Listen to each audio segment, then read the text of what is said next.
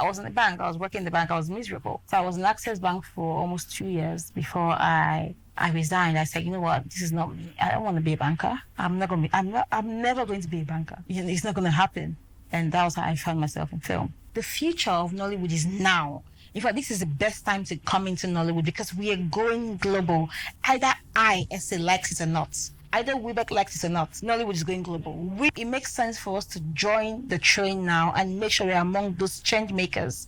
When people are mentioning names, we will mention Davido and Burna Boy. They can mention our names and say, oh, Weebek Studios was among those studios who were able to champion Nigerian film to this level. That's our goal. I feel like every filmmaker sacrifices every day to make a great film. We all sacrifice with our time, our money. One thing that I was made to understand I need to sacrifice is my ego. Sometimes as filmmakers, you believe, this is what I want this film to look like. Yeah, it has to look like... I'm convinced that if we shoot it this way, it will make us this money.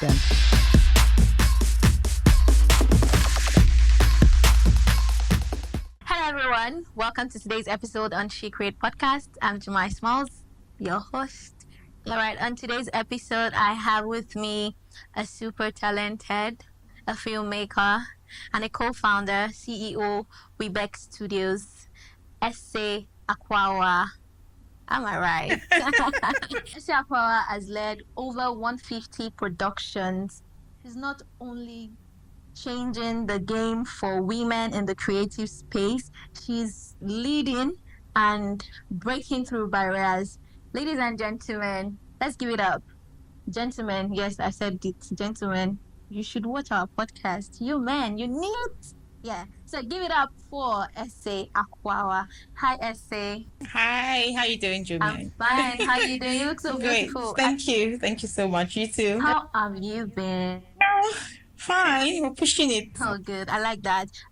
Tell me something that stood out for you this week that has made you so excited. What's that one thing? This week was that I had a very, very productive meeting on Tuesday. And that meeting really made my day. It made my week, to be fair. Nothing has trumped it so far. So that... How many comments that meeting? Listen, more than money. It was super productive. Yeah. I know when you have a very productive day, there's that fulfillment that Absolutely. comes with having a productive day. Absolutely. There's something really poetic about starting up with just a name and big dreams and all of that. You started off as a TV presenter back in the days. How was it for you? Has that shaped you to be what you are right now? Or it's something that just came up in the middle of life? It's strange that you asked me this because I don't think anybody knows that I was a TV presenter. I don't know where you got that from, but kudos to you. You did your research well. Thank you. I did presenting for maybe about a year when I was in uni, my first year in uni actually. And it was with NTA 10. I was hosting a youth show called Youth Something. Can't remember, but yeah. And that was, for me, that was the first time I was in front of the camera. And the first thing people always expect when you see me is, oh, you can talk very well, oh, you sound, you're bright, come and present. And then I said, okay, let me just do it. And I did that for about a year, and I knew that I was meant to be in this space. I then went on, still in uni, to publish a magazine called Blings Magazine alongside a colleague of mine, Robert Eckhart. And that did well for about a year or so, I think. And then we just went back to being ourselves till we then graduated, and then that didn't birth my hunger to set up my own studio. For me, that was just something I found joy and I loved to do while I was in school. So when I graduated, before I even graduated, I dabbled into artist management. I started managing, working with artists, music artists, managing a couple of artists. So for me, I thought I was going to be in the music industry 100%. That's what I thought I was going to do. Because my brother, is an artist. And when I was even younger in secondary school, I used to move around with him to shows. Oh, so nice. I even tried to set up a group back then and said, God, Esse, really? I'm telling you. So I just thought I was going to be in the music space for real. I didn't think I was going to be in film until I graduated, and I then went to work in the bank because my dad thought all of these things we're doing before, leave it. And I was even doing events, at some point. Myself and Ubi Franklin at some point had done a couple of events. Then when Ubi just opened back then, we had this passion beach football, passion beach football stuff where it was just me just doing what I knew how to do in the industry, you know. But when I finished uni, I just went to work in the bank. Oh, really? Yeah. So I was in Access Bank for almost 2 years before I resigned. I said, you know what, this is not me. I don't want to be a banker. I'm never going to be a banker. You know, it's not going to happen. And that was how I found myself in film. In film, oh nice. Like I was talking to somebody like over the week, and I said the creative mind never stops creating. You can see your story from being a TV presenter to being an editor to being a writer, event host. Man, that's a lot. That's a lot. How were you able to manage all these transitions? Like, is there a part? I think I saw somewhere where you said if your life was a story to be termed graced unmatched, how were you able to manage all of this? Have there been time where grace spoke for you, that where your grit could not carry you to, but grace spoke for you? Have there been times? How were you able to manage it? All my life, grace has always spoken for me. You know, so when I was little, I think when I was 6 years old, I already knew I was going to be super, super great. I knew I was going to be famous, but I just didn't know how. So when I started growing up, I found my love for creative industry, but it wasn't exactly like an easy pass. So I had to do artist management at some point, which I still love to do anyways. I had to do event management. I had to be a presenter. I had to be a magazine editor because I was writing back then as well. So I did all of these things. It prepared me for where I am today. I feel like the turning point for me where grace showed up was when my best friend, Eloho Okumo, she schooled in the UK. She did TV production in the UK.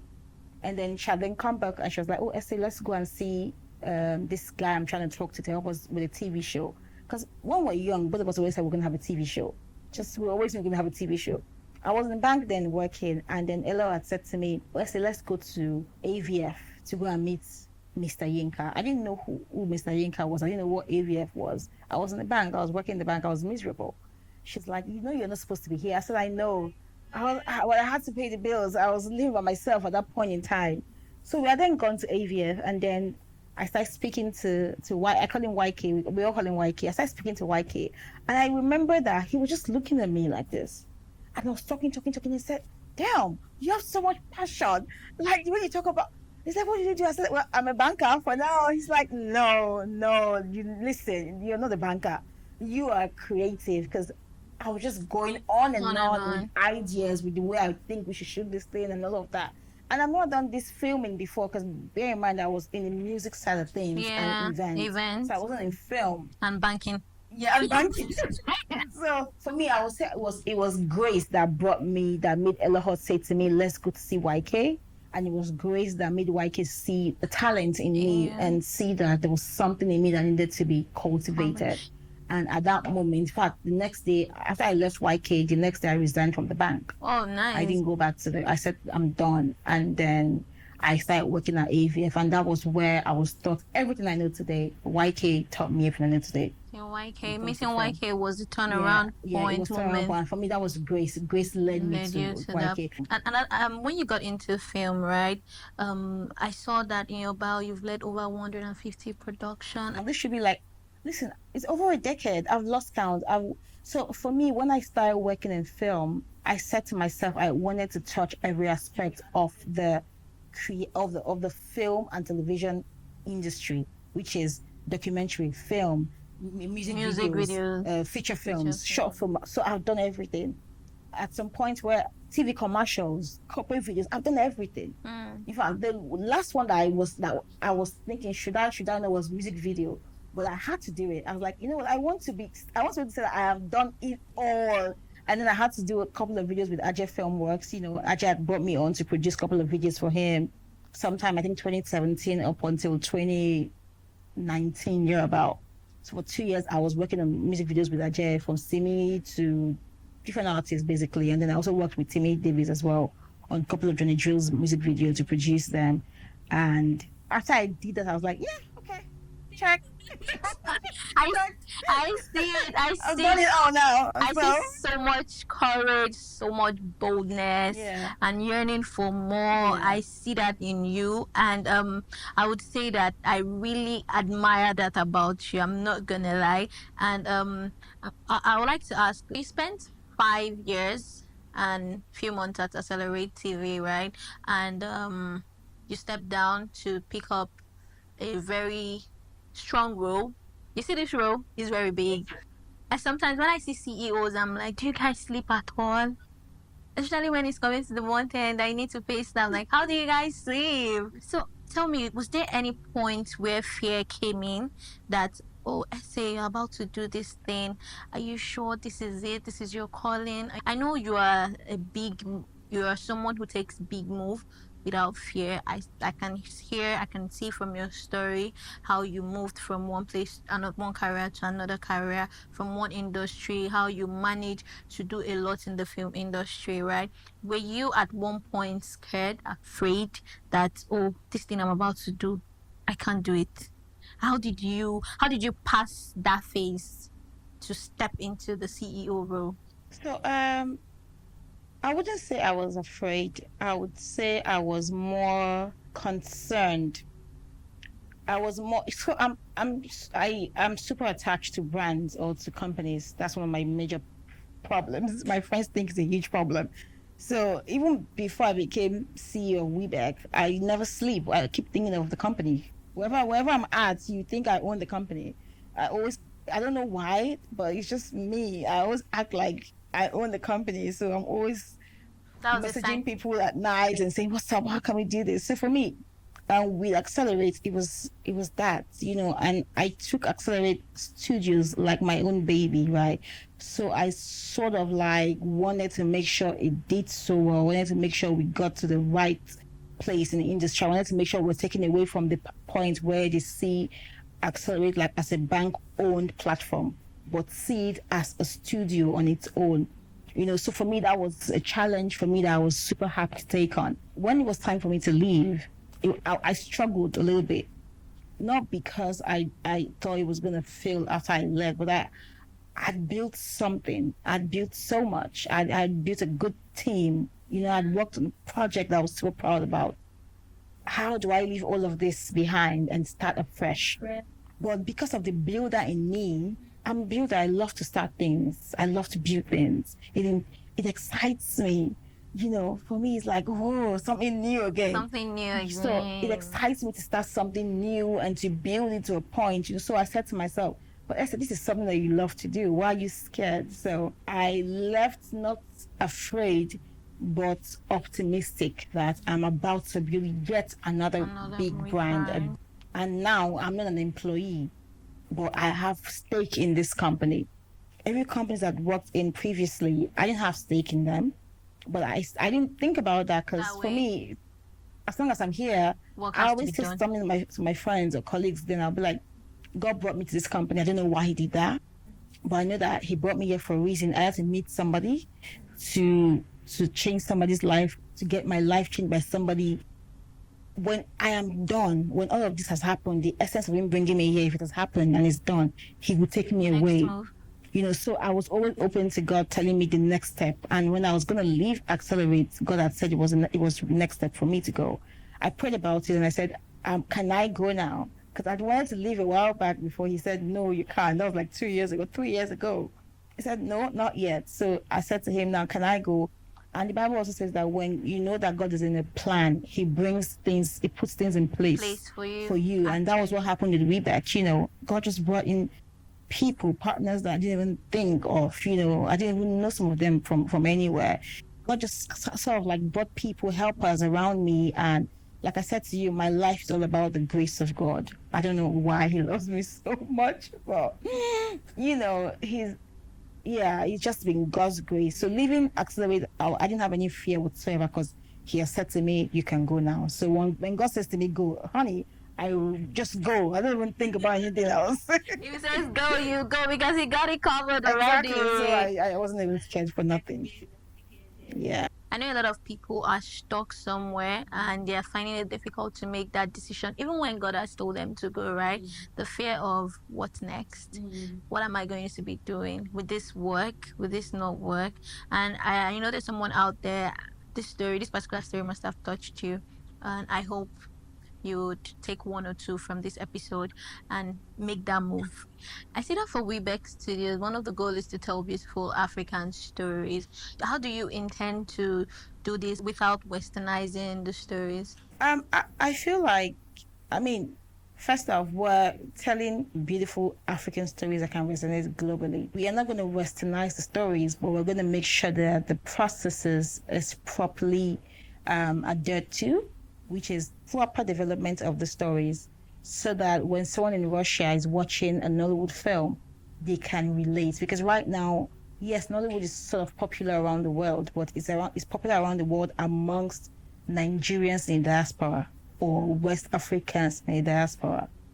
It's not popular amongst other races like that. A lot of them don't even know what Nollywood is or they don't even know who is Genevieve or who is Ramsey Noah. They don't even know all these people or who is Kuleremi. So what we're trying to do at Weebek is to change that narrative, right, and tell stories that can resonate globally, which means that when a Russian guy watches our films, they can relate. So we'll tell our African stories. They are not going to be westernized. However, they'll be properly researched and developed in a way that when you watch it, you can see yourself in those stories, be it a Black person or an Asian or a white person. So that's what we want to do at Weebek, and also to work with producers and directors in America, in the UK, so that they're able to use their connections, their networks to export the stories properly. Because what we've seen is that we produce films that are so great that should be able to, travel well. But what happens is that because, this is like a cabal thing. It's produced by a Nigerian producer, a Nigerian director, Nigerian cast and crew. You're not able to penetrate into the Hollywood market or the UK market because they don't have any of their own in it. So what we're trying to do with Weebek is to see how we can work together. Yes, Nigerians will still be at the forefront of these productions, but we're going to have like the contributions of certain key people in certain key industry, that can help boost the project further to the global audience. That's super amazing, and would love to see that. We really love to see that. Unlike the music industry where Afrobeat is all over the world right now. Exactly. That's what has happened with Afrobeat. Afrobeat has traveled. I mean, I was saying something to a friend of mine recently. I said, people like Two-Face, P-Square, they paved the way for Afrobeat. That was the first time we ever saw, Nigerian artists performing on the global stage, and they were really, really welcomed. However, Burna Boy, Davido, Wizkid, and the likes have taken it to the next level. And this is what they do differently. It's simple. They started working with international record labels. They were collaborating with the international guys, the Sonys, the record labels that had shops in America already. They knew the music business worldwide, how you could transport music. They started working with them, so they started collaborating, and that's why we are where we are today with music. And that's what we are trying to do with film. We believe that our movies, our films have traveled thanks to the likes of Moabudu, that have sort of like paved the way for us in the international scene. What we're trying to do now, the onus is on us, the new generation, right, to be able to take it to the next level and become the Wizkids, the Davidos, and the Burners, where we now collaborate with international production companies, international studios, and they can in turn help us get our films on a global stage. So when we are going to be nominated for an Oscar, it won't be in the category of Best African Film. Instead, it will be in the category of Best Drama, Best Comedy, Best Director, Best Producer. So that's what we're trying to do right now, with the film. And I know we're going to get there because there are a bunch of passionate young filmmakers like myself coming together to make this change. I really look forward to that. I think the last one that that stood out for me where African Nigerian movie traveled was when we had this movie with this Indian characters. I can't remember. There's this movie on Netflix or somewhere with this Indian character. I'm like, oh, nice. Nollywood It's has beginning to travel. begin to travel, so we can actually do more because Afrobeat gotten into Korea, the Indian, and that space. If we can do it with music, who says we can't do it with film? It's inevitable. To be fair, the future of Nollywood is now. In fact, this is the best time to come into Nollywood because we are going global. Either Esse likes it or not. Either Weebek likes it or not. Nollywood is going global, with or without us. So it makes sense for us to join the train now and make sure we're among those change makers. When people are mentioning names, we will mention Davido and Burna Boy. They can mention our names and say, oh, Weebek Studios was among those studios who were able to champion Nigerian film to this level. That's our goal. All right, that's really lovely to see. I'm really looking forward to that. Really looking forward to that, and I'm in that train with you. Walk us through your creative process. Like, what are those daily routines, those rituals that you do to stand out as this big boss babe? Listen, my dear, no daily. I know a lot of people say, oh, I have my daily routine. I wake up at 4, I meditate for 1 hour, go to the gym at 6, and I come. Honey, I love my sleep. So sometimes, but the problem is I don't sleep early. I'm a night person. I'm not a morning person. So I go to bed like 2 a.m. because I'm thinking. I'm always thinking. It's crazy. And my brain is always working overtime, especially at night. Sometimes go to bed at 2 or maybe 3, but I wake up late. I wake up like 9 sometimes, unless I have a meeting pretty early. But I try not to fix meetings before 9 o'clock. I go to the gym maybe once or twice in a week when I'm in the mood. I don't even sometimes I don't even go for 2 months. Listen. I can't. I don't stress myself. Are you trying to say you're not a routine person? I am not a routine person. The only routine I have is making sure that the projects I'm working on, I am on it 24/7. But I don't have like that morning ritual, that morning routine, or that daily routine that people say they have. Maybe as I move along the ladder, I might be able to come up with one. For now, no routine. You can wake up and just be on your laptop. Yeah, you can wake up. I have a home office and I also have a physical office outside of my home. So if I want to go to the office, I can go there. If I want to work from home, I have a home office. I can work from my home office. So if I have meetings, I can go anywhere. So it's literally just vibes and inshallah. But this one is serious vibes. Have you ever had to sacrifice anything really for a story? I see that you're very passionate about storytelling and all of that. Have you ever had to sacrifice anything for a story to come to life? Maybe sacrifice your money, sacrifice your time, or you're supposed to be with family, but you had to be on set? Or have you ever or sold something to, make sure that story comes alive?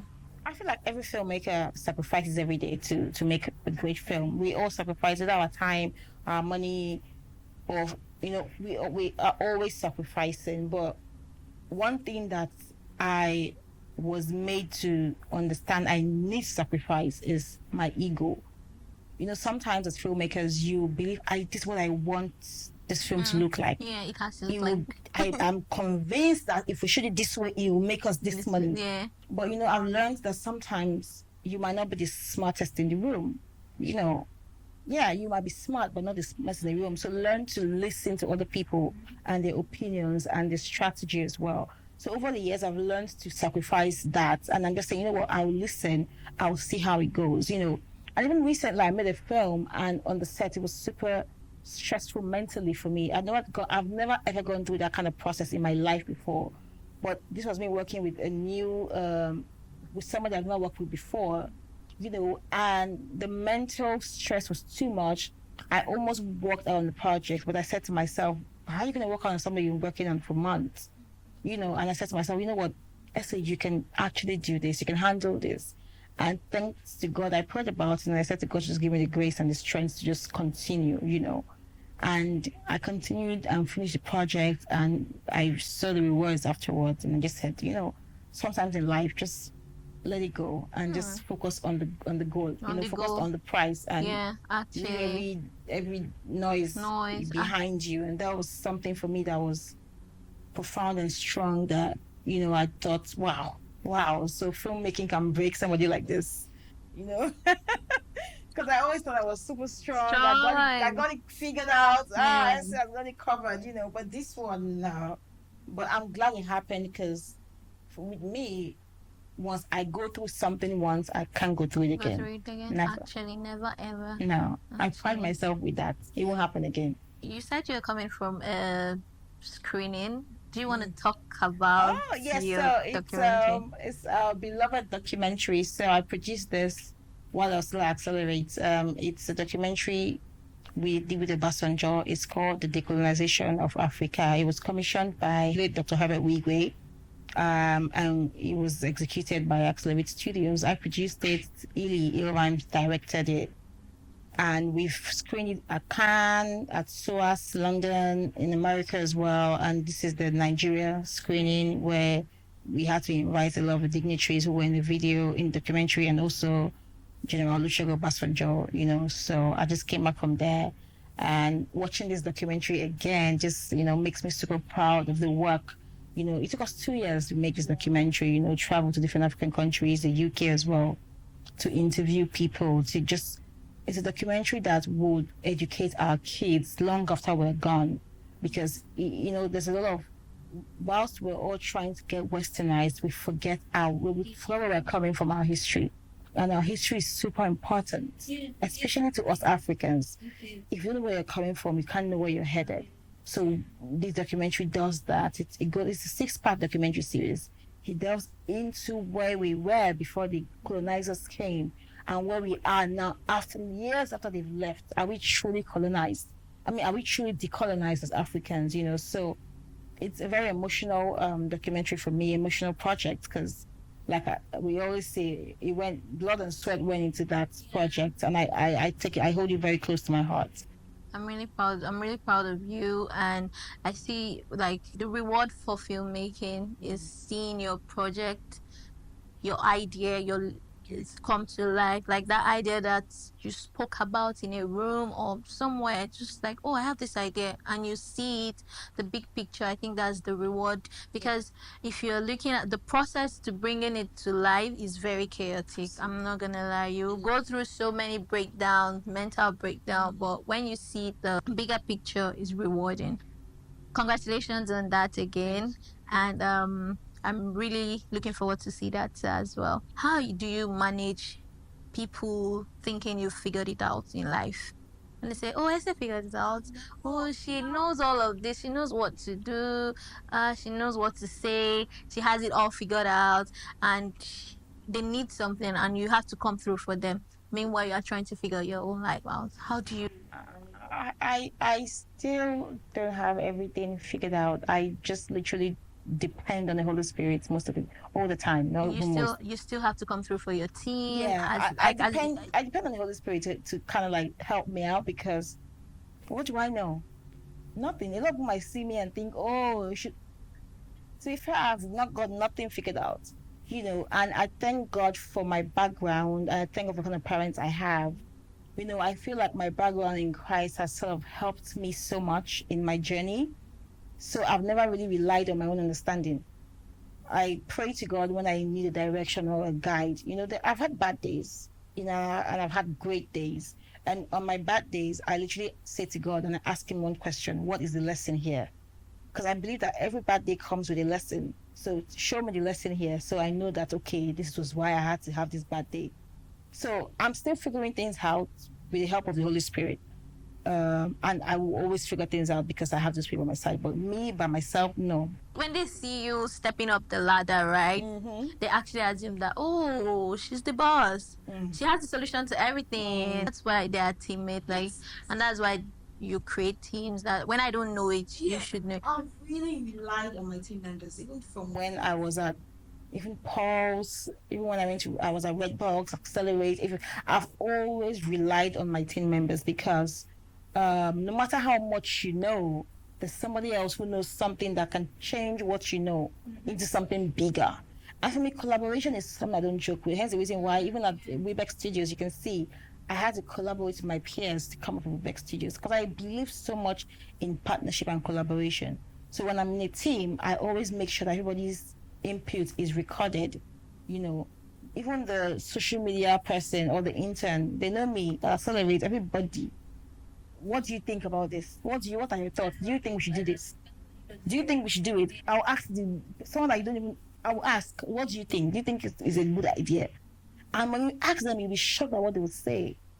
I've dragged people out of their shells several times, and there's said things that I'm like, oh my God, thank God I asked this question. And thank God I had So this I've always relied conversation. on people. I feel like our people are our biggest strength.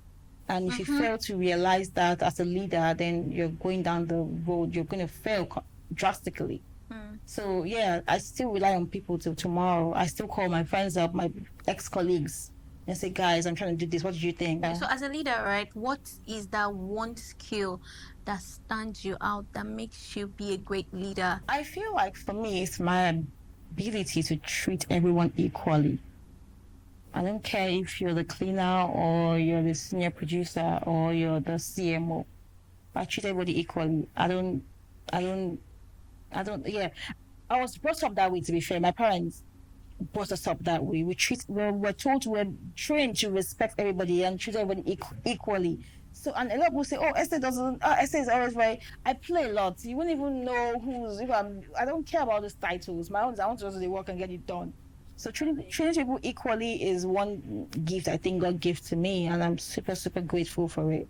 It has made me grounded. It has made me realize the importance of people in an organization, and the importance of working with a team and not being an island. So yeah, I treat people equally. I love to hear this. One last question. I know I'm supposed to wrap up, but one last question. This is really personal.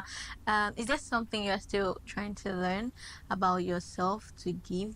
I know you give a lot to projects, to teams, to clients. Is there something you're learning to give yourself? What I'm learning to give to myself is to give myself credit. I never used to give myself credit, because I used to feel like, I say, come on, don't shout about your success too much, because people are going to think you're arrogant. People are going to think you're proud. I used to do. I won't post about it. I won't talk about it. But every time someone talks to me, they were like, "But you need to talk. If you don't show it, how are we going to know?"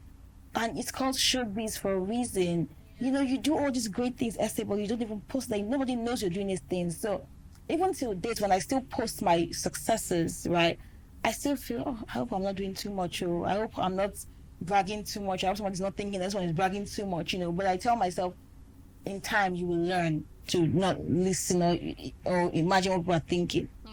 So it's something I'm still trying. I'm still working on myself, on trying to give myself credit. I think I work hard enough. I work hard a lot.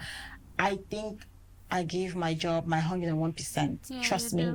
And it's affected relationships and friendships, but I don't give myself enough credit for that. So I think I want to start giving myself credit for the work I do. I love to hear that, and it's a good thing to do. I'm also in that phase too, where I want to give myself credit. I want to show people what I'm capable of. Sometimes when people say, "Oh, Juma, you did this," it's so good. I say, "Oh, this is just basic, Jerry. It's just there." I'm like, I need to give myself credit as well. I think I'm also in that phase where I'm also learning to put myself out there and give myself credit as well. Thank you so much. It was so nice having this conversation with you. I don't know if there's anything you wanted to talk about, you want to ask me. You can, I'm on the hot seat now. You can ask me anything you want to know about me. Just to say thank you for having me on the show. I'm passionate about, supporting the cause of women. I know a lot of people say maybe Esse is feminist. I'm not feminist. But I love to support women-led businesses, women-led organizations, women-led initiatives. I love to support that, because at the end of the day, we have so much we need to do, but yet we still try to be creative. We still try to make sure that we're doing what we love to do. So well done on this, and thanks for having me. Thank you so much. I found out that you're from my village, you're my sister, so I guess I'll see more of you outside of this podcast. Yes, but yeah, thank you so much, and thanks to Daniel, who I used to work that calls, who said to me, Esther, you have to be on this show. That's my boss. Thank you so much. Daniel has been amazing. He's super talented from way back at Pulse, Yeah, he is. That's my boss. But we have one more thing before you go. So we have this invisible wall where you get to talk about, just give like that one word out. So at the end of the show, just write Essay 2025 quotes. I should give a quote. Yes, to someone out there. Thank you. I would say, don't let your dreams scare you. That's loud. It's as loud as it sounds. Yeah. Don't let it scare And you. speak it. Actually, don't speak your dreams and don't let it speak it. Say it. Don't be scared to say it. Sorry, I know you said one word, but No, one sentence. It's more than that. Do not let your dreams scare you and always speak it. Thank you so much, Esse. This is a powerful one. We really had a great time on the podcast with you. See you around. Looking forward to all the beautiful things you said today. Looking forward to all the amazing stories you're going to tell with Weebek Studios. Also looking forward to watch the documentary. And thank you so much. Thank you, guys.